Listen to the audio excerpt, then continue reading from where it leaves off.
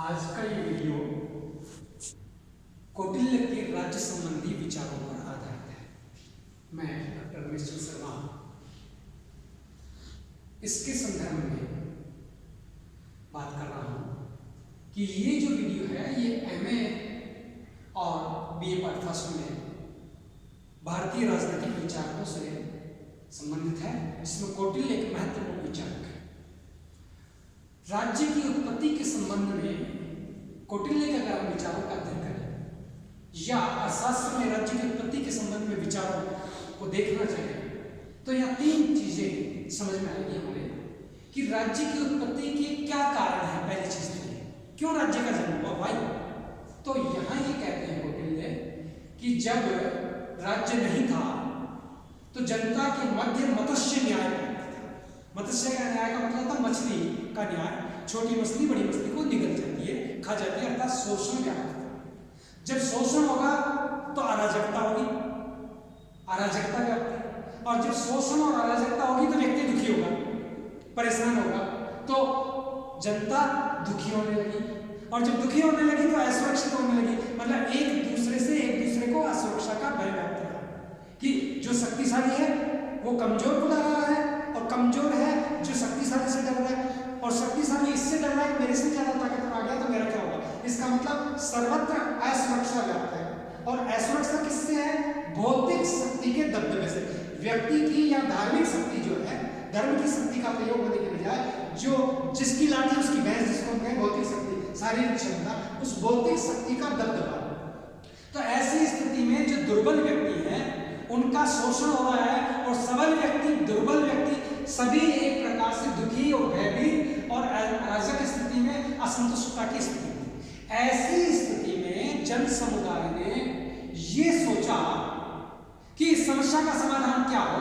तो जन समुदाय ने मनु को जाकर ये कहा कि महाराज मनु, आप राजपद को धारण कर ले और आप संप्रभुता शक्ति के प्रयोग द्वारा हम जनता जो है उनके आचरण को नियंत्रित करने का कार्य करें। कि जो भी आचरण गलत है, जो धर्म विरुद्ध आचरण है, जो अराजकता का आचरण है, जो अन्यायपूर्ण आचरण है, उस आचरण को, उस भौतिक शक्ति को रोकने का काम करें। और ये करेंगे आप, और हम आपको ये आश्वासन देते हैं कि सदैव हम आपकी आज्ञा का पालन करेंगे। और पालन ही नहीं करेंगे बल्कि जो हमारी इनकम होगी उसका एक निश्चित भाग आप जो ये दायित्व पूरा करोगे, जो शांति और सुरक्षा की स्थापना करोगे, जो धर्म की स्थापना में अपना कार्य करोगे, उसके लिए हम टैक्स के रूप में ये आपको कार्य करने के लिए देंगे, जिससे आपके कार्य संपादित कर सकें। तो ये जनता ने मनु से जाकर के कहा। तो इसका मतलब क्या हुआ कि राज्य कैसे बना?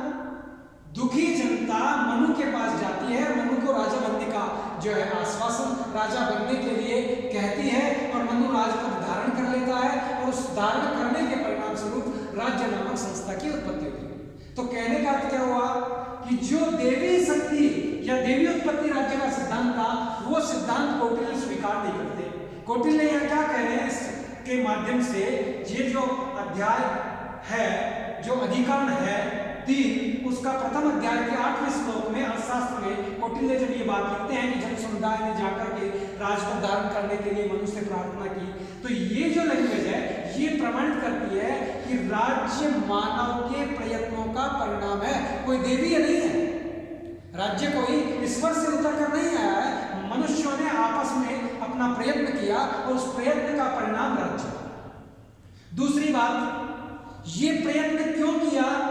अपनी स्वयं की सुरक्षा के लिए और लोक कल्याण के लिए। तो स्वयं का कल्याण और स्वयं की सुरक्षा के लिए व्यक्तियों ने प्रयत्न किया, और उस प्रयत्न का परिणाम राज्य नामक संस्था बनी। और वो कब बनी? जब मनु ने राजपद को स्वीकार कर लिया। अगर मनु राजपद को स्वीकार करते नहीं तो राजा नहीं बनते, राजा नहीं बनते तो राज्य नहीं होता। इसलिए मनु ने जब राजपद को स्वीकार कर लिया, उसी दिन से राज्य की उत्पत्ति हो गई, अर्थात राज्य अपने अस्तित्व में आ गया। इसका मतलब क्या है कि राज्य क्या है? क्योंकि इसमें साफ कहा है कि हम हमारी आय का एक निश्चित भाग, अर्थात 1/6, 1/12 जो है, आपको हमारे ये कार्य, जो कल्याण के कार्य करोगे, सुरक्षा के कार्य करोगे, उस उसके बदले में देंगे। तो राज्य क्या हुआ? अनुबंध का परिणाम है। प्रजा का एक अनुबंध है, जिस अनुबंध के माध्यम से वो ये काम करेगा और वो टैक्स देंगे, वो काम नहीं करेगा तो जनता टैक्स नहीं देगी। इसका मतलब अनुबंध के परिणाम स्वरूप राज्य बना है और राज्य के बनने के पीछे निश्चित प्रयोजन है, निश्चित कारण है और उन कारणों से राज्य अपने अस्तित्व में आया। अब वो कारण क्या है? जिन कारणों को हमने अभी बात की, अराजकता, अन्याय, असुरक्षा, है शोषण, इन कारणों से राज्य अस्तित्व में आया, इनके समाप्ति के लिए राज्य बना है। तो निश्चित प्रयोजन है राज्य का और उस प्रयोजन की पूर्ति के लिए राज्य बना हुआ है। इसलिए राज्य एक समझौते का परिणाम है, राज्य मानवीय प्रयास है, राज्य कोई देवीय संस्था नहीं है, देवीय राज्य की उत्पत्ति का कारण नहीं। अब यहां कहते हैं कि राज्य से पहले क्या स्थिति थी? एक स्थिति तो हम देख चुके हैं, मत्स्य न्याय है, अराजकता है, ये स्थिति है। दूसरी ओर कहते हैं कि राज्य की उत्पत्ति से पहले धर्म और नैतिक मूल्य, मानवीय आचरण और औचित्य के मापदंड, इन आचरणों का औचित्य, सही कर रहा है काम या गलत कर रहा है, इसके मापदंड के सिद्धांत प्रचलित थे। परंतु जो धर्म बल था उसके स्थान पर धीरे धीरे बौद्धिक बल ने अपना अस्तित्व और प्रभाव जमा लिया, जिसके परिणाम स्वरूप अराजकता उत्पन्न हो गई। और इस अराजकता उत्पन्न हो गई तो इस अराजकता से बचने के लिए व्यक्तियों ने राज्य नामक संस्था की उत्पत्ति का विचार क्रिएट किया और उससे राज्य अस्तित्व में आया। तो यहां प्रश्न बना कि राज्य क्या है? अस्तित्व में तो आ गया, तो फिर राज्य क्या है? राज्य एक साधन है। राज्य क्या है? राज्य एक साधन है। और क्या साधन है राज्य? जो दंड नीति है, जिसकी हमने अभी संप्रभुता की बात की कि संप्रभुता, कौटिल्य ने कहा है कि मनु को कि आप अपनी संप्रभुता शक्ति से हमें नियंत्रित करें। तो ये जो संप्रभुता शक्ति है, ये संप्रभुता शक्ति दंड और धर्म में निहित है। इसका मतलब संप्रभुता क्या है? दंड और धर्म में निहित शक्ति संप्रभुता शक्ति है। तो राज्य क्या है? उस संप्रभुता शक्ति अर्थात दंड नीति को व्यवहारिक रूप में संचालित करने का एक यंत्र, एक माध्यम, एक संस्था राज्य है। तो राज्य क्या हुआ? एक संस्था है। राज्य क्या है? एक माध्यम है। राज्य क्या है? एक इंस्ट्रूमेंट है। राज्य क्या है? एक जनता को नियंत्रित करने वाली संप्रभुता शक्ति का एक पार्ट है। संप्रभुता शक्ति को क्रियान्वित करने का आधार राज्य है और राजा उसको क्रियान्वित करने वाला व्यक्ति है। तो राजा क्रियान्वित करने वाला व्यक्ति है और राज्य एक संस्था है जो व्यक्तियों को नियंत्रित करती है, धर्मजनित बनाए रखती है। तो यहाँ फिर प्रश्न आ गया कि धर्म क्या है? What is religion? यहाँ रिलीजन अंग्रेजी शब्द है, उससे धर्म नहीं है। कौटिल्य की अर्थशास्त्र में अगर हम अध्ययन करें तो धर्म के 3 संदर्भ हमें दिखाई देते हैं। धर्म का जो संदर्भ है 3 बातों से मुख्यतः है। वैसे तो धर्म बहुत व्याख्या, धर्म की विस्तृत व्याख्या है कौटिल्य के अर्थशास्त्र में, परंतु यह 3 बातें उसके कल्पना में दिखाई देती है और वो ये कहती है सामाजिक व्यवहार के जो नियम है, व्यक्ति और व्यक्ति के मध्य जो व्यवहार होगा, समाज का परिवार के प्रति, परिवार का कुटुंब के प्रति, कुटुंब का है जो समाज और राज्य के प्रति जो हमारा सामाजिक व्यवहार है, उसके व्यवहार के जो नियम है और उन नियमों की जो सिद्धांत है और उन सिद्धांतों की जो संहिता है, वो धर्म है। कि जैसे मैं जो चाहता हूं वैसा ही दूसरे से व्यवहार करूं। अगर मैं किसी को चोट पहुंचाता हूं और चोट पहुंचाना गलत है इसलिए मुझे चोट नहीं पहुंचानी चाहिए, तो मैं दूसरे से भी यही व्यवहार चाहता हूं कि न तो मैं उसे चोट पहुंचाऊं न वो मुझे चोट पहुंचाए। ये जो व्यवहार है, ये जो नियम है, इन नियमों की जो संहिता है वो धर्म है। दूसरी ओर अगर धर्म का बेसिक कॉन्सेप्ट और देखें, जो सार्वभौमिक नैतिक नियम है, जैसे सत्य है, अहिंसा है, परोपकार है, सेवा है, दया है, एक दूसरे की मदद करना है, ईश्वर आराधना करना है, शिक्षा है, ये जो सार्वभौमिक नियम है, जो प्रकृति के नियम है, जिन नियमों से व्यक्ति संचालित होता है, प्रकृति संचालित होती है, ये जो नियम है सार्वभौमिक नियम जो अटल है, जिन्हें परिवर्तित किया जाने पर व्यवस्था परिवर्तित हो जाती है, व्यवस्था बंद हो जाती है, सार्वजनिक व्यवहार खत्म हो जाता है। ये जो सार्वजनिक व्यवहार के जो नियम है, ये सार्वभौमिक नियम है। सत्य, अहिंसा, न्याय है, सहयोग, दया, परोपकार, ऐसे जो सार्वभौमिक नियम है वो धर्म है। अर्थात कर्म ही धर्म है। उन नियमों के अनुसार जो आचरण है वो धर्म। धर्म का संदर्भ यहाँ ये है। तीसरा अगर कोई संदर्भ लिया गया है कौटिल्य ने, तो वो कहता कि राज्य जो निर्धारित करता है, राज्य द्वारा जो कानून बनाए जाते हैं, वे कानून धर्म के संदर्भ में बनाए जाते हैं, व्यक्ति को नियंत्रित करने के लिए बनाए जाते हैं, सामाजिक सुरक्षा के लिए बनाए जाते हैं, सामाजिक कल्याण के लिए बनाए जाते हैं। तो राज्य जो नियम निर्धारित करता है वो धर्म के अनुरूप है, वो भी धर्म के अनुसार माने जाते हैं, वो भी एक प्रकार का राजधर्म है, वो भी जनता के लिए एक धर्म है। तो यहाँ जो धर्म के 3 संदर्भ दिखाई देते हैं, सामाजिक व्यवहार, सार्वभौमिक नियम और राज्य द्वारा निर्धारित कानून। और राज्य द्वारा निर्धारित कानून, तो यहाँ धर्म और दंड, हमने बात की संप्रभुता शक्ति की, धर्म और दंड जो है ये दोनों जो मिलकर के संप्रभुता शक्ति है, और धर्म जो है वो क्या है, वो धर्म के ये 3 संदर्भ हैं। और धर्म क्या है, राजा का सुरक्षा करना। राजा के पास जो शक्ति है वो सर्वोच्च शक्ति है। धर्म में 3 चीजें हैं। एक तो धर्म क्या करता है, सभी व्यक्तियों को समान दृष्टि से, न्यायपूर्ण दृष्टि से देखता है, सभी के प्रति समदृष्टि है, सभी के प्रति इक्वल व्यवहार, इक्वल स्वतंत्रता है। दूसरा, राज्य के पास सर्वोच्च शक्ति है, व्यक्तियों से अधिक शक्ति, भौतिकता से अधिक शक्ति। तो धर्म क्या है, सर्वोच्च शक्ति है, जिसके ऊपर उसे कोई चुनौती नहीं दे सकता, उसे कोई बल द्वारा पराजित नहीं कर सकता। वो शक्ति, सर्वोच्च शक्ति जो धर्म में निहित है, वो संप्रभुता है। और इस शक्ति का प्रयोग अर्थात धर्म शक्ति और धर्म शक्ति की सर्वोच्च बल और उस बल को प्रयोग करने वाली आधिकारिक संस्था वो राज्य है। तो व्हाट इज स्टेट? स्टेट क्या है, राज्य क्या है? राज्य धर्म को संचालित करने वाली सर्वोच्च शक्ति की प्रयोगकर्ता संस्था राज्य है। और उसका जो काम है राज्य का, वो काम है जन कल्याण, वो काम है न्याय के वितरणात्मक सिद्धांत को लागू करना और जनता की सुरक्षा करना। और इन 3 कारणों को अगर राज्य करता रहेगा तब तक राज्य का अस्तित्व बना रहेगा।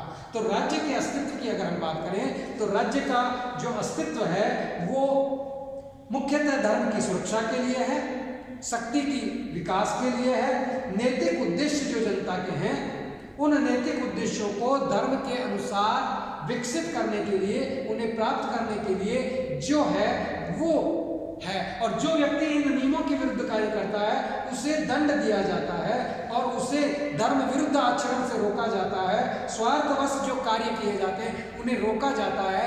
तो धर्म दंड क्या है, ये निस्वार्थ कार्य करने की शक्ति है। और अगर राजा मान लीजिए स्वार्थपूर्ण कार्य करता है, स्वार्थ के वशीभूत कानून बनाता है जो धर्म के विरुद्ध है, तो वह औचित्यपूर्ण नहीं है, वह सही नहीं है, वह न्यायपूर्ण नहीं है और उसको जनता की वैधता प्राप्त नहीं होती है। इसलिए स्वार्थवश शक्ति प्रयोग की कौटिल्य ने उपेक्षा की है, राजा की भी उपेक्षा की है और ये कहा है कि राज्य का जो अस्तित्व है उसका आधार अगर कोई है तो जनता के लौकिक और पारलौकिक कल्याण को करना और व्यक्ति के आचरणों को धर्म के अनुरूप संचालित करना और जो धर्म विहीन आचरण है उन्हें नियंत्रित करने का राज्य का कार्य है। और ये कार्य जब तक राज्य करता रहेगा तब तक जनता से वो वैध रहेगा और तब तक राज्य का अस्तित्व बना रहेगा। ये राज्य संबंधी मनु कौटिल्य के विचार है। मनु जो है धर्म संबंधी बात करता है, राज्य की बात करता है कि राज्य जो है ईश्वर द्वारा, ब्रह्मा द्वारा मनु दिया गया उस प्रकार बना। यहाँ ये समझौता सिद्धांत की ध्वनि दिखाई देती है। अब प्रश्न आता है, हॉब्स, लॉक और रूसो जो पाश्चात्य समझौतावादी विचारक हैं, उनके समझौते के अनुसार कौटिल्य का समझौता नहीं है। पहली बात। नंबर 2, कौटिल्य इस बात को भी स्वीकार करता है कि जो राजपद है उसमें देवीय सिद्धांतों की अनुभूति होनी चाहिए और देवी सिद्धांत जिस प्रकार से ईश्वर है उसका कार्य परोपकार करना होता है, वैसे ही राजा का कार्य भी प्रजा का कुशलक्षेम है, प्रजा का हित करना है। इसलिए वो देवी सिद्धांतों की बात तो करता है कौटिल्य कि राजा में देवीय आचरण और देवीय गुण होने चाहिए और देवीय गुणों से विभूषित राजा होना चाहिए, परंतु जो देवीय अधिकार शक्ति है उसकी बात नहीं करता है। इसके पश्चात कौटिल्य राज्य के कार्यों की बात करता है कि राज्य क्या कार्य करे। अभी हमने बात की जिन कार्यों के लिए राज्य बना है उसमें बेसिक 3 कार्य की हमने बात की कौटिल्य के अर्थशास्त्र में राज्य को वेलफेयर स्टेट, कल्याणकारी राज्य का दर्जा दिया गया है और कल्याणकारी राज्य की को रूप में राज्य के कार्यों को परिभाषित और विस्तृत किया गया। अब वो कार्य क्या है? कार्य क्षेत्र विस्तृत है। वो कहता है राज्य का कार्य क्षेत्र क्या है? प्रजा का रक्षण करना। पहला काम है प्रजा रक्षण। अब प्रजा की रक्षा करना, प्रजा रक्षण हुआ, इसका मतलब सुरक्षात्मक कार्य हो गए। और सुरक्षात्मक कार्य के साथ क्या है? किससे सुरक्षा? भौतिक कल्याण करना राजा का कार्य है, पारलौकिक कार्य है राजा का कार्य है, लौकिक और पारलौकिक। अब लौकिक में क्या है? सामाजिक कार्य अर्थात सामाजिक सुरक्षा, नैतिक मापदंड, आर्थिक सुरक्षा। इस प्रकार से जीवन और जो संपत्ति है व्यक्ति उसका सदाचार से निर्माण करे और उसे अगर कोई अपराधी हानि पहुंचाते हैं तो आंतरिक और बाह्य शत्रुओं से राज्य की रक्षा करना राजा का कार्य है। और इसी के साथ प्राकृतिक आपदा जब आ जाती है, जैसे अभी हमारे यहाँ कोविड आ रहा है, ये प्राकृतिक आपदा है, तो ऐसी कोई आपदा आ जाती है तो उस आपदा का स्थायी समाधान खोजना और आपदा के समय जनता की मदद करना, तत्कालिक उपाय खोजना, सुरक्षा करना। युद्ध न करने की बात है एक प्रकार से कौटिल्य की, परंतु अगर युद्ध होता है तो जनता को न्यूनतम हानि हो और जनता की सुरक्षा हो, ऐसे कार्य करना। दूसरी ओर जन कल्याण करना, प्रजा रक्षण के एक और रक्षा के कार्य है और दूसरी ओर जन कल्याण के। रक्षण का मतलब है सुरक्षा और दूसरा है कल्याण। कल्याण का मतलब होता है विकास करना, सुविधाएं प्राप्त करना, जैसे नदियां बनवाना, कुएं खुदवाना, बावड़ियां बनवाना, सड़कें बनवाना, ये कल्याण के कार्य। महिला है, वृद्ध है, बालक है, अनाथ है, अपाहिज है, इन लोगों की सहायता करना जन कल्याण कहलाता है। तो एक और प्रजा रक्षण का कार्य राजा का, दूसरी ओर जन कल्याण का राजा का कार्य, तीसरी ओर जनता के आर्थिक दायित्व जो है उनकी पूर्ति करना। आर्थिक का मतलब है भौतिक, कृषि है, व्यापार है, वाणिज्य है, विद्वानों को संरक्षण देना है, स्वास्थ्य है, चिकित्सा है, सफाई है, पर्यावरण संरक्षण है, जलाशयों की खुदाई है, पानी की नहरें हैं, यातायात की व्यवस्था है। तो एक और यातायात की सुरक्षा करना, दूसरी ओर यातायात के साधनों का निर्माण करना, ये भी राजा का दायित्व है, राजा की कार्य। तीसरी ओर अगर हम देखें तो राजा के कार्य न्याय संबंधी है, क्योंकि न्याय के लिए तो राजा की उत्पत्ति हुई है, मत्स्य न्याय को अंत करने के लिए, वास्तविक न्याय की स्थापना के लिए। तो राजा न्याय के कार्य करता है। उस न्याय के कार्यों में है जो शोषण से मुक्ति करना, अपराधियों को दंडित करना, सामाजिक व्यवस्था को सही संचालित करना, धर्म के अनुसार जनता के आचरण को व्यवहारित करना, अर्थात जो सामाजिक व्यवस्था है, सोशल सिस्टम है, उस सामाजिक व्यवस्था को सही रूप से संचालित हो सके, उसमें राजा मदद का कार्य करेगा। और वो मदद का कार्य प्रशासनिक कार्य होगा, प्रशासनिक दृष्टि से होगा, जैसे ग्राम है, कुटुंब है, उसके साथ स्टेट, ये राजधानी है, इनमें सब जगह प्रशासनिक अधिकारी लगाए जाएंगे और वो अधिकारी जनता के हित का काम करेंगे। एक और टैक्स वसूल करेंगे, दूसरी ओर जनता के सहयोग करेंगे। तो प्रशासन संबंधी कार्य। और एक इतना ही कार्य नहीं, उसके आगे अगर राजा का कार्य है तो परराष्ट्र, राष्ट्र के मध्य कार्य कर रहा है। और परराष्ट्र मतलब एक राष्ट्र के दूसरे राष्ट्र से जो संबंध है उसे परराष्ट्र कहते हैं। तो राजा का कार्य परराष्ट्र संबंधों को संचालित करना, मित्रों की अभिवृद्धि करना भी राजा का कार्य है। तो जब ये राजा के इतने कार्य हमने कहे कि राजा जो है वेलफेयर स्टेट है, कल्याणकारी राज्य की बात करता है कौटिल्य, तो कल्याणकारी राज्य का मतलब है जो आज के प्रजातांत्रिक दृष्टि से राज्य कार्य करता है, वे सारे कार्य कौटिल्य का राज्य भी करता है। अब राज्य कार्य करेगा तो किसके माध्यम से करेगा? साधन क्या होगा राज्य के पास? तो साधन के रूप में सप्तांग सिद्धांत की बात करता है कौटिल्य कि 7 अंगों का सावयव प्रकृति का सिद्धांत है, जिसके माध्यम से राजा अपने कार्यों को संचालित करके जन रक्षण में, प्रजा के हित में, योगक्षेम में कार्य करेगा। तो वो सप्तांग क्या है? पहला स्वामी, अर्थात राजा खुद है, कैसा हो? उच्च चरित्र वाला हो। दूसरा अंग क्या है? स्वामी हो गया, स्वामी के बाद अमात्य, स्वामी अमात्य। अमात्य का जो मतलब है यहाँ मंत्री परिषद से है, राजा का मतलब है जैसे राष्ट्रपति है, ऐसे राजा स्वामी है, अमात्य उसका मंत्री परिषद है, जो अनिवार्य अंग है, क्योंकि राजा अकेला काम नहीं करता, मंत्री परिषद की सलाह से कार्य करता है। उसके पश्चात वो कहता है जनपद। जनपद, यहाँ जनपद शब्द में दो चीजें हैं, जनता, जनपद, जनता अर्थात भू, जनता कहाँ रहेगी, जनता वो भू क्षेत्र। तो इसका मतलब क्या हुआ, वह भौगोलिक क्षेत्र जहाँ जनता निवास करती है उसे जनपद कहते हैं। अब भौगोलिक क्षेत्र कैसा हो, सरोवर हो, नदियां हो, तालाब हो, वन हो, है इस प्रकार की हमने अभी बात की थी कल्याणकारी राज्य की। ऐसे जनता कैसी हो, देशभक्त जनता हो, परिश्रमी जनता हो, बुद्धिमान जनता हो, पवित्र आचरण रखने वाली जनता हो, ऐसी जनता। तो जनता के बाद अर्थात जनपद के बाद वो कहता है कि जनपद के बाद दुर्ग होना चाहिए। चौथा अंग है उसका दुर्ग।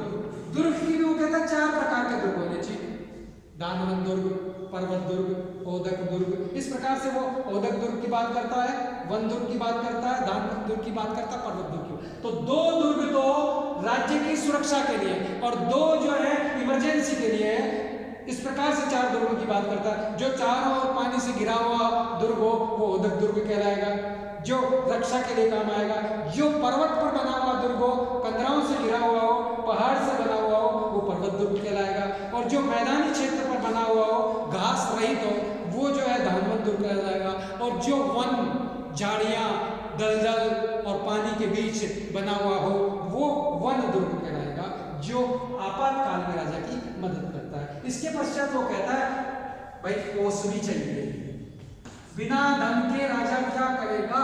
और कोष के लिए जनता ने पहले कहा है कि अपना निश्चित जो क्षेत्र है, अपनी जो उत्पादन है उसका एक निश्चित भाग राजा को इन कार्यों को संपादित करने के लिए जनता देगी। तो कोष हुआ। कोष का मतलब क्या हुआ, संपन्नता, अर्थात राजा के पास जनता का टैक्स द्वारा वसूल किया गया जो धन है वो होना चाहिए, उसे कोष कहते हैं। वो संपन्न होना चाहिए, पर संपन्न के साथ क्या हो, जनता के ऊपर नैतिक नियमों से लगाया गया हो कोष हो, अर्थात जनता का शोषण कर कोष इकट्ठा किया गया नहीं, मर्यादित आचरण से टैक्स वसूल किया गया। और टैक्स वसूल करने वाले जो व्यक्ति हों वो विश्वास पात्र व्यक्ति लगाए जाने चाहिए। उनकी निगरानी के लिए भी व्यवस्था होनी चाहिए कि कहीं जिस प्रकार मछली जो है पानी में से कब जल पी जाए पता नहीं चले, ऐसे ही टैक्स वसूल करने वाले लोग कब जनता के कोष को अपने पास हजम कर जाए, इसलिए उन पर निगरानी होनी चाहिए, विश्वास प्राप्त होने चाहिए। ऐसे लोगों की कोष की बात करता है 7 अंक का। ये जो है 5वां अंग है। 6ठा अंग वो कहता है कोष के बाद दंड। जिस दंड की हमने बात की संप्रभुता में, दंड और दंड की, यहाँ ये दंड जो है वो सेना का प्रतिरूप है।